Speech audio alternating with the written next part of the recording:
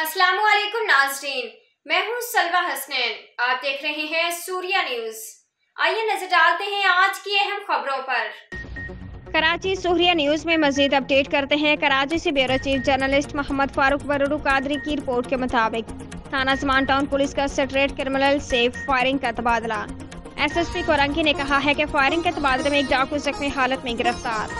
Police का कहना है कि गिरफ्तार मुलजिम का साथी पुलिस पर फायरिंग करते हुए फरार हो गया। पुलिस ने कहा है कि 2 डाकू कोरंगी गोस पार्क रोड नजद 17 के स्टॉप के करीब शहरी से लूट मार कर रहे थे। पेट्रोलिंग पुलिस को देखते ही डाकू ने शदीद फायरिंग शुरू कर दी। SSP कोरंगी हसन सरदार ने कहा कि गिरफ्तार जख्मी डाकू से असला, एक पिस्टल और छीना हुआ मोबाइल फोन बरामद। गिरफ्तार जख्मी डाकू की शनाख्त यूनस उर्फ लालू वल्द मतीउर रहमान के नाम से हुई। पुलिस ने कहा कि गिरफ्तार जख्मी डाकू का साबका क्रिमिनल रिकॉर्ड भी हासिल किया जा रहा है।